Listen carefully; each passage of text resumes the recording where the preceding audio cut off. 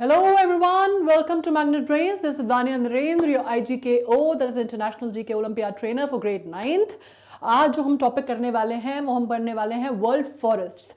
अभी हमने जो पहले किए थे वो हमने किया कंजर्वेशन ऑफ फ्लोरा। उसी के आगे जो नेक्स्ट स्टेप है हम उसके बारे में पढ़ने वाले हैं, जो कि बहुत इंपॉर्टेंट, जिनको हम कहते हैं lungs of the earth, forest के बारे में। और आज हम जो पढ़ने वाले हैं वो सिर्फ इंडिया के बारे में नहीं है स्पेसिफिक, हम वर्ल्ड फॉरेस्ट के बारे में पढ़ने वाले हैं। और वो भी हम पढ़ने वाले हैं किस तरह के फॉरेस्ट बाइफर्केटेड हैं या किस तरह का क्लासिफिकेशन ऑफ फॉरेस्ट माने जाते हैं। Okay, so let's begin with this. Okay, तो सबसे पहले जो चीज़ हमें समझनी है वो ये समझनी है कि फॉरेस्ट जो हैं वो वर्ल्ड का या अर्थ का सरफेस का कितना पार्ट अभी भी कवर करते हैं।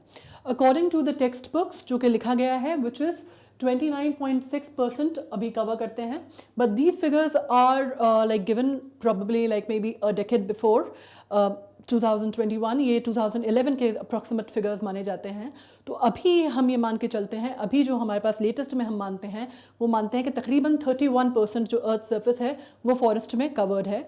ऑफ कोर्स एनवायरमेंटलिस्ट जो हैं, जो बॉटनिस्ट हैं, they are working towards the measurement या फैक्टर्स कि ये जो नंबर है इवन 29.6 से 31% हुआ है, लेकिन इसको और ज़्यादा ऊपर जाना चाहिए। इसलिए जाना चाहिए क्योंकि जितने ज़्यादा फॉरेस्ट होगा, जितना ज़्यादा फॉरेस्ट कवर होगा अर्थ पे, ऑब्वियसली उतनी ज़्यादा जो नेचुरल हैज़र्ड्स हैं वो कंट्रोल होंगे, उतने ज़्यादा जो एनवायरमेंटल हैज़र्ड्स हैं वो कंट्रोल में आएंगे। पर अभी हम ये समझते हैं कि 29.6 या 31% जिसको हम कंसिडर कर रहे हैं, उसमें से भी जो एक क्वार्टर है उसका, उसमें से भी जो एक चौथाई है वो सिर्फ रशिया में कवर होता है। रशिया में सबसे ज़्यादा जो फॉरेस्टेशन है जो अभी भी बचा हुआ है वो रशिया में है। और अगर हम इंडिया की बात करते हैं तो इंडिया में वैसे तो बहुत ज़्यादा डिप्लीट हो गया है, बहुत ज़्यादा डिफॉरेस्टेशन हो रहा है। और काफ़ी, जैसे कि हमने पिछले उसमें पढ़ा कि फॉरेस्ट कंजर्वेशन एक्ट आया है 1980 में, जिसकी वजह से काफ़ी कुछ कंट्रोल किया जाता है डिफॉरेस्टेशन और रिफॉरेस्टेशन के भी बहुत सारे रिफॉर्म्स पढ़े जाते हैं। लेकिन उसके बावजूद बहुत बड़ी तादाद में जो पेड़ हैं वो अभी भी कटाई होती है, उनकी इंडस्ट्रियलाइजेशन के लिए यूज़ किए जाते हैं, बाकी पर्पसेस के लिए यूज़ किए जाते हैं। इनफैक्ट काफ़ी सारे जो एक्टिविस्ट मूवमेंट हैं अभी भी इंडिया में रन कर रहे हैं जो फॉरेस्ट है उसको रोकने के लिए। स्पेशली अभी अगर आपने पढ़ा होगा कि बॉम्बे के पास या जो मुंबई का जो एरिया था वहाँ पे बहुत बड़ा अभी एक कैंपेन चला था फॉरेस्ट के डिफॉरेस्टेशन के को रोकने के लिए। एमपी, इंडिया में अगर हम बात करते हैं तो एमपी जो मध्य प्रदेश है उसका जो कवर है वो लार्जेस्ट कंसिडर किया जाता है फॉरेस्ट कवर। उसके बाद अरुणाचल प्रदेश आता है, फिर छत्तीसगढ़ आते हैं, फिर so on and so fourth. But अभी हम बात कर रहे हैं मेन कंट्रीज़ की, तो रशिया वर्ल्ड मैप पे रशिया सबसे ज़्यादा कवर करता है फॉरेस्ट सर्फेस को। अब हम बात करते हैं कि फॉरेस्ट को बेसिकली कितने डिविजन्स में क्लासिफाई किया जाता है। तो इनको क्लासिफाई किया जाता है 3 मेन टाइप्स में। और ये 3 मेन टाइप्स हैं। जोग्राफिकल कंडीशंस इसमें बहुत रोल प्ले करती हैं, इसमें क्लाइमेटिक कंडीशंस बहुत रोल प्ले करती हैं, और इसमें बेसिकली ये वर्ल्ड के कौन से हिस्से में पड़ता है ये बहुत बड़ा जो सिग्निफिकेंट फैक्टर है वो ये है। जैसे कि ट्रॉपिकल फॉरेस्ट या रेन फॉरेस्ट।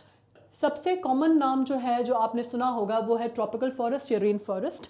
इसमें भी जो सबसे कॉमन नाम है वो आपने सुना होगा Amazon rain forest. Amazon rain forest बहुत बड़ा एक एरिया है रेन फॉरेस्ट का, और जो कि बहुत बड़ा बहुत वाइटल रोल प्ले करता है। अप्रॉक्सीमेटली 20% से ज़्यादा ऑक्सीजन जो है वर्ल्ड की, जो अर्थ पे जो ऑक्सीजन है वो अमेज़न रेन फॉरेस्ट से जनरेट होती है, ऐसा साइंटिस्ट मानते हैं।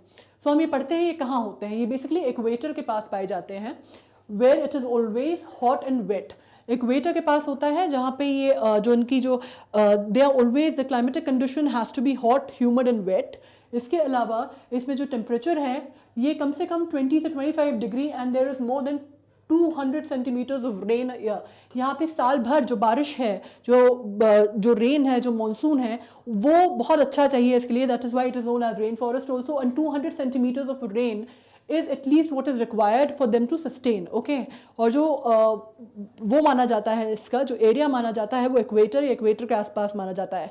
अब इक्वेटर आपको पता होगा, ज्योग्राफी जब हम आगे पढ़ेंगे हम इसको डिटेल में डिस्कस करेंगे, लेकिन इक्वेटर जो अर्थ है उसको इमेजिनरी लाइंस में, इमेजिनरी हेमिस्फेयर्स में डिवाइड किया गया है, जिसमें इक्वेटर होता है, ट्रॉपिक ऑफ कैंसर होता है, ट्रॉपिक ऑफ कैप्रिकॉर्न होता है, लैटिट्यूड होता है, लॉन्गिट्यूड होते हैं, we are talking about those hemispheres, we are talking about those bifurcations. तो ये नॉर्मली इक्वेटर के आसपास पाए जाते हैं जहाँ पे क्लाइमेट हॉट एंड ह्यूमिड होता है। ओके, अब सेकेंड आता है temperate forest. Temperate forest grows in places that have hot summers and cold winters. ये ऐसे होते हैं जहाँ पे एक्सट्रीम वेदर्स में जाते हैं, जहाँ पे समर्स जो होता है वो बहुत गर्म होते हैं और विंटर्स जो होते हैं वो काफ़ी ठंडे होते हैं। The summers can be as hot as 30 degree. Summers जो हैं बेसिकली 30 डिग्री या उससे भी ज़्यादा हाई टेम्परेचर पे जा सकते हैं, और विंटर्स जो हैं एग्जैक्टली -30 डिग्री तक जा सकते हैं। तो they sustain in the extreme conditions, और इसलिए इनको टेम्परेट फॉरेस्ट कहा जाता है। Okay, average rainfall is about 75 to 150 centimetres a year, जो कि इससे काफ़ी कम है, राइट। इसमें 200 कम से कम चाहिए होती है सेंटीमीटर, और इसमें 75 to 150 centimetre year is considered to be a good rainfall, good percentage of rainfall in the year. Many of the trees are deciduous. Many of the trees are deciduous. What do you mean by deciduous trees?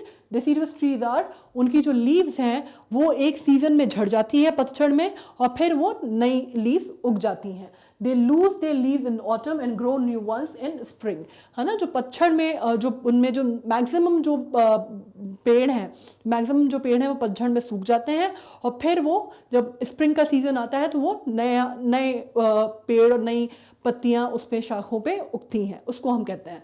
और यहाँ पे ये evergreen forest भी कहे जाते हैं।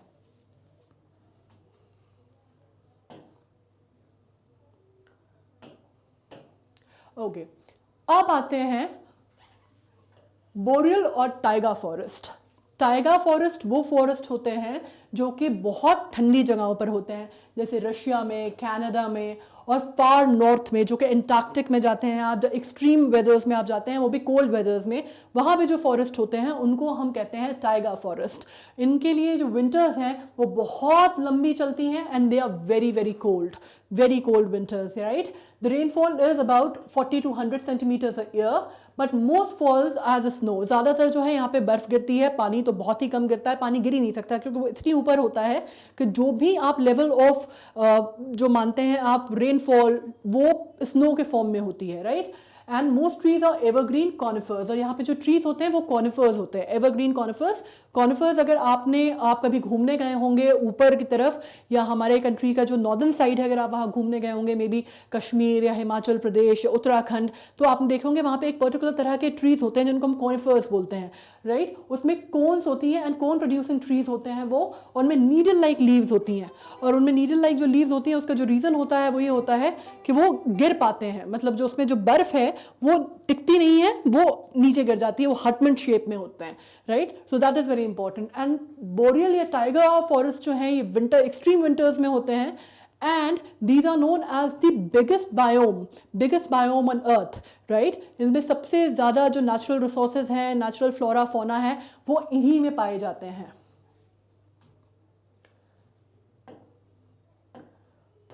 इसके अलावा जो हमने पढ़ा, इसके अलावा हमें एक और चीज़ मालूम है कि जो फॉरेस्टेशन है वो हमें बढ़ाना बहुत ज़रूरी है, हमें डिफॉरेस्टेशन को रोकना बहुत ज़रूरी है, रिफॉरेस्टेशन को बढ़ाना बहुत ज़रूरी है। हमने ये topic already conservation of flora में कंप्लीट कर लिया है।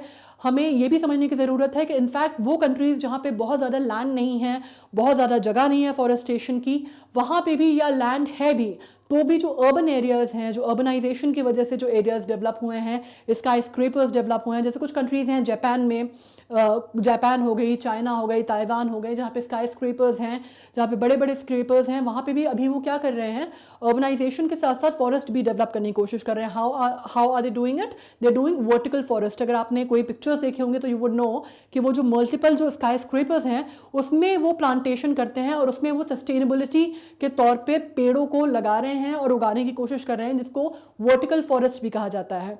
तो आप इस बात से समझ सकते हैं कि it is important, it is how imperative it is कि हम अर्बनाइजेशन के साथ फॉरेस्टेशन को भी आगे बढ़ाएं, क्योंकि जब तक ये बैलेंस नहीं होगा तब तक ह्यूमन लाइफ का एग्जिस्टेंस बहुत मुश्किल हो जाएगा।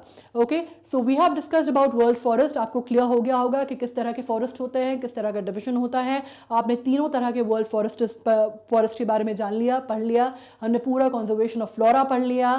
अब इनके जो क्वेश्चंस हैं आपने वो भी अटेम्प्ट कर लिए. Now we are going to go on with the next topic. तब तक आप हमारे साथ रहिए. हम और भी टॉपिक्स पढ़ने वाले हैं जो कि और ज़्यादा इम्पेरेटिव होंगे और ज़्यादा इंटरेस्टिंग होंगे. And as you know, we at Magnet Brains are always there for you. And we are 100% free channel, so subscribe to us, stay with us, and we are learning more and more about plants. Now, thank you very much.